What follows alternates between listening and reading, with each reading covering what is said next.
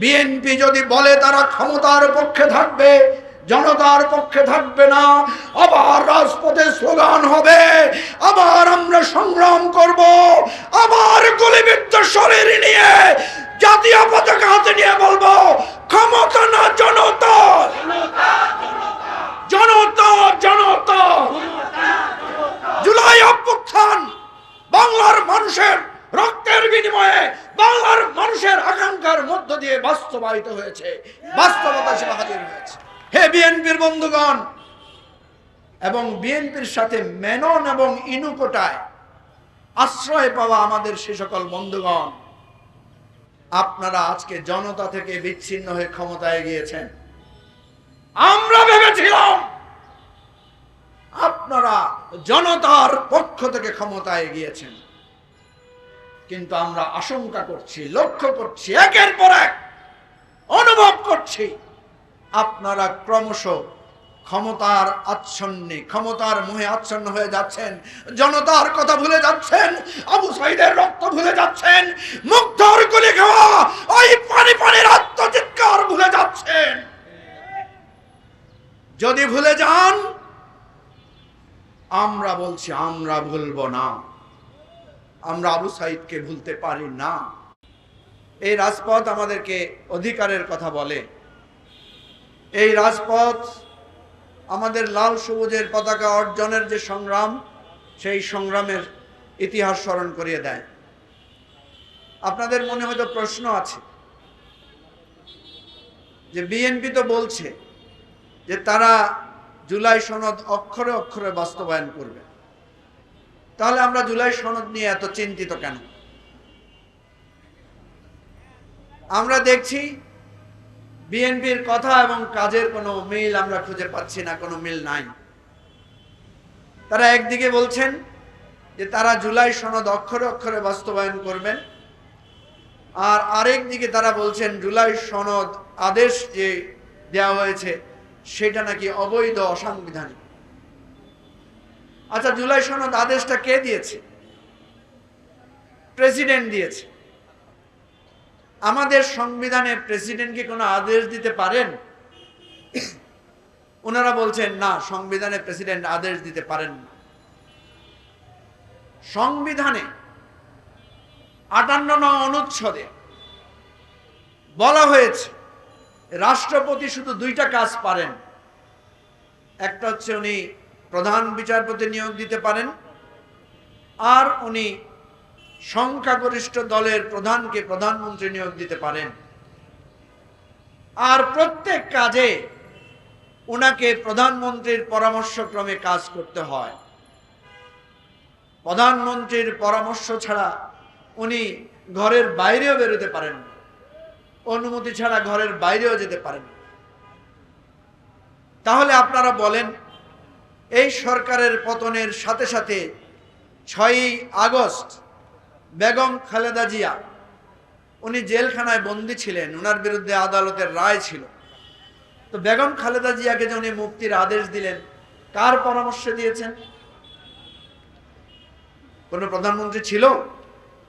প্রধানমন্ত্রী তো উড়াল দিয়ে দিল্লি চলে গেছেন। তাহলে উনি বেগম খালেদা জিয়াকে মুক্তির যে আদেশ দিয়েছেন, যে নির্দেশ দিয়েছেন, এটা কি সংবিধান সম্মত ছিল? এখন যদি সংবিধান পালন করতে হয়, সেটা তো আপনি পালন করতে পারবেন না, কারণ বেগম জিয়া তো এখন পৃথিবীতেই নাই, উনি বেহেশতবাসী হয়েছেন।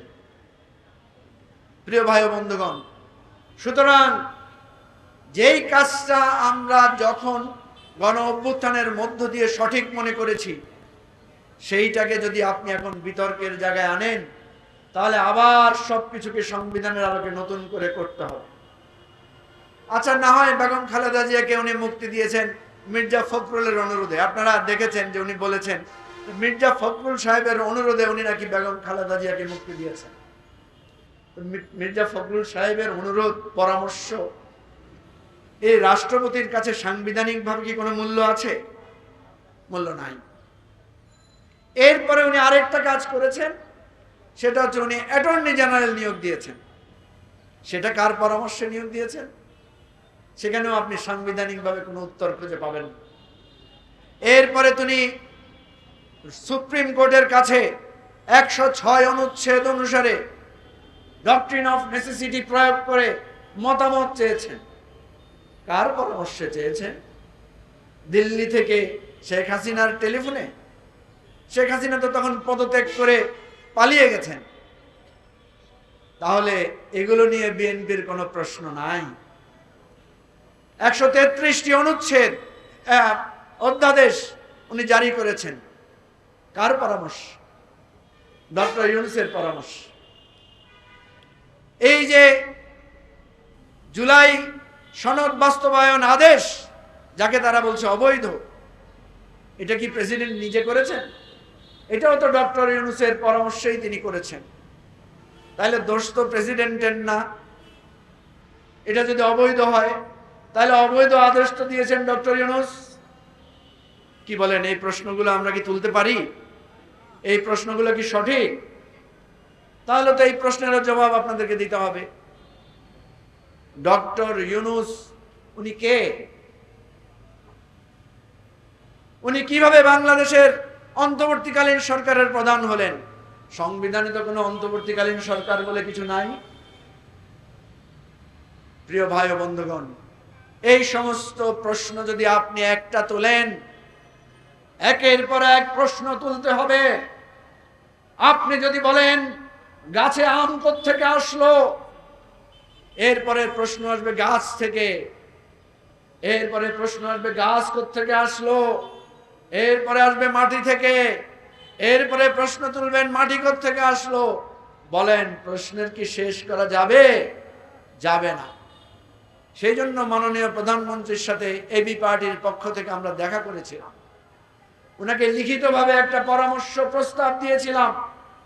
বলেছিলাম যে আপনি এই সমস্ত বিতর্কের মধ্যে না গিয়ে সমঝোতার মধ্যে দিয়ে বাংলাদেশ রাষ্ট্রকে এই সমস্যার সমাধান করেন। 5ই আগস্ট বাংলাদেশের মানুষ যখন রাস্তায় নেমে এসেছিল, তখন কিসের ভিত্তিতে এসেছিল? প্রিয় ভাই ও বন্ধুগণ, আপনারা জানেন আমাদের যে মুক্তিযুদ্ধ হয়েছিল, আমাদের যে স্বাধীনতার সংগ্রাম হয়েছিল, লড়াই হয়েছিল, সেই লড়াই পাকিস্তানের সংবিধান এবং পাকিস্তান রাষ্ট্রের বিরুদ্ধে দাঁড়িয়ে হয়েছিল। সেই যুদ্ধে যদি আমরা বিজয়ী না হতাম, তাহলে কি হতো? শেখ মুজিবুর রহমান, জিয়াউর রহমান থেকে শুরু করে সকল মুক্তিযোদ্ধাদের রাষ্ট্রদ্রোহিতা এবং সংবিধান লঙ্ঘনের অপরাধে তাদেরকে ফাঁসি কাস্টে ঝুলতে হতো। কি বলেন, ঠিক না? আজকে যদি জুলাই সনদ বাস্তবায়ন না হয়, জুলাই অভ্যুত্থান ব্যর্থতায় পর্যবসিত হবে। আপনারা যেভাবে বিতর্ক শুরু করেছেন, যেভাবে বৈধ অবৈধতার প্রশ্ন তুলছেন, ভাই রে ভাই, এই জুলাই অভ্যুত্থান যদি ব্যর্থ হয়ে যায়, বাংলাদেশে যদি আবার কোনো কারণে ওই আওয়ামী ফ্যাসিবাদের উত্থান ঘটে, আওয়ামী লীগ যদি ক্ষমতায় আসে, তারেক রহমান, শফিকুর রহমান, ডক্টর ইউনূস, নাহিদ ইসলাম সহ আমরা যত জুলাই অভ্যুত্থানের নেতাকর্মীরা আছি, প্রত্যেককেই বিচারের সম্মুখীন হতে হবে। কি বলেন, হতে হবে না? সুতরাং আমাদের মুক্তিযুদ্ধ যেমনি ভাবে পাকিস্তানের সংবিধান এবং রাষ্ট্রের অখণ্ডতাকে লঙ্ঘন করে জনজীবনের সংগ্রামের মধ্য দিয়ে প্রতিষ্ঠিত হয়েছে, জুলাই অভ্যুত্থান বাংলার মানুষের রক্তের বিনিময়ে, বাংলার মানুষের আকাঙ্ক্ষার মধ্য দিয়ে বাস্তবায়িত হয়েছে, বাস্তবতা সে হাজির হয়েছে। জুলাই সনদ হচ্ছে সেই অভ্যুত্থানের দলিল। জুলাই সনদ হচ্ছে বাংলাদেশের ৭১-এর মুক্তিযুদ্ধের বিজয়ের দলিল। কারণ জুলাই অভ্যুত্থানের সময় আমরা বলেছিলাম, লাখো শহীদের রক্তে কেনা দেশটা কারো বাপের না। লাখো শহীদের রক্ত ৭১-এর জীবন দিয়ে তৈরি হয়েছিল। জুলাই অভ্যুত্থানে আমাদের মাথায় বাংলাদেশের স্বাধীনতার পতাকা বেঁধে নিয়ে আমরা রাজপথে নেমেছিলাম। ওই লাল সবুজের পতাকা ১৯৭১ সালের মহান স্বাধীনতা যুদ্ধের মধ্য দিয়ে অর্জিত হয়েছিল। প্রিয় ভাই বন্ধুগণ, সুতরাং জুলাই সনদকে যারা অস্বীকার করেন, জুলাইয়ের অভ্যুত্থানের সাথে প্রত্যেকটা বিষয়কে যারা প্রশ্নবিদ্ধ করবেন, তারা আসলে আমাদের স্বাধীনতার শত্রু। তারা আসলে আমাদের মুক্তিযুদ্ধ, সাম্য মানবিক মর্যাদাকে লঙ্ঘন করতে চান। আমি এখনো মনে করি না বিএনপি এটাকে লঙ্ঘন করতে চায়, কিন্তু একটার পর একটা প্যাঁচ তৈরি করছেন। আপনারা অঙ্গীকার করেছেন 31 দফা অঙ্গীকার, সেখানে বলেছিলেন কোনো দলীয়করণ হবে না। সেখানে আপনারা বলেছিলেন আপনাদের নির্বাচনী প্রতিশ্রুতিতে স্থানীয় সরকার ব্যবস্থায় আপনারা নিরপেক্ষ নির্বাচনের মধ্য দিয়ে করবেন, কোনো প্রশাসক নিয়োগ দিবেন না। এখন প্রত্যেকটা জায়গায় আপনারা প্রশাসক বসাচ্ছেন। তাহলে আপনাদের কথা এবং কাজের কি মিল আছে? আমরা কিন্তু আগেও আশঙ্কা করেছিলাম ক্ষমতায় গেলে আপনারা ভুলে যাবেন শেখ হাসিনার সাথে আমাদের কিসের দ্বন্দ্ব ছিল, শেখ হাসিনার সাথে আমাদের রাজনৈতিক লড়াই কি নিয়ে হয়েছিল, স্বাধীনতা, গণতন্ত্র এবং অধিকারের প্রশ্ন। সেই জন্য আমরা রাষ্ট্রকে, জনগণকে, নাগরিককে দুই ভাগে ভাগ করেছিলাম। আমরা স্লোগান তুলেছিলাম ক্ষমতা না জনতা, জনগণ বলেছিল জনতা জনতা। আজকে সেই স্লোগান আবার দিতে চাই, ক্ষমতা না জনতা, ক্ষমতা না জনতা। হে বিএনপির বন্ধুগণ এবং বিএনপির সাথে মেনন এবং ইনুকোটায় আশ্রয় পাওয়া আমাদের সে সকল বন্ধুগণ, আপনারা আজকে জনতা থেকে বিচ্ছিন্ন হয়ে ক্ষমতায় গিয়েছেন। আমরা ভেবেছিলাম আপনারা জনতার পক্ষ থেকে ক্ষমতায় গিয়েছেন, কিন্তু আমরা আশঙ্কা করছি, লক্ষ্য করছি, একের পর এক অনুভব করছি আপনারা ক্রমশ ক্ষমতার আচ্ছন্নে, ক্ষমতার মোহে আচ্ছন্ন হয়ে যাচ্ছেন। জনতার কথা ভুলে যাচ্ছেন, আবু সাইদের রক্ত ভুলে যাচ্ছেন, মুগ্ধর গুলি খাওয়া ওই পানি পানির আত্মচিৎকার ভুলে যাচ্ছেন। যদি ভুলে যান, আমরা বলছি আমরা ভুলবো না। আমরা আবু সাইদকে ভুলতে পারি না, যেমনি ভাবে ভুলতে পারি না মুক্তিযুদ্ধের শহীদদেরকে, যেমনি ভাবে ভুলতে পারি না ভাষা আন্দোলনের সালাম বরকত রফিক জব্বারকে। প্রিয় ভাই ও বন্ধুগণ, শেষ করছি সেই কথা বলে, ক্ষমতা না জনতার লড়াইয়ে বিএনপি যদি বলে তারা ক্ষমতার পক্ষে থাকবে, জনতার পক্ষে থাকবে না, আবার রাজপথে স্লোগান হবে, আবার আমরা সংগ্রাম করব, আবার গুলিবিদ্ধ শরীর নিয়ে জাতীয় পতাকা হাতে নিয়ে বলবো ক্ষমতা না জনতা, জনতা জনতা। সেই সংগ্রামের, সেই প্রতিশ্রুতির স্লোগান দিয়ে আজকের সমাবেশ শেষ করছি। খোদা হাফেজ। বাংলাদেশ জিন্দাবাদ। আমার বাংলাদেশ পার্টি জিন্দাবাদ।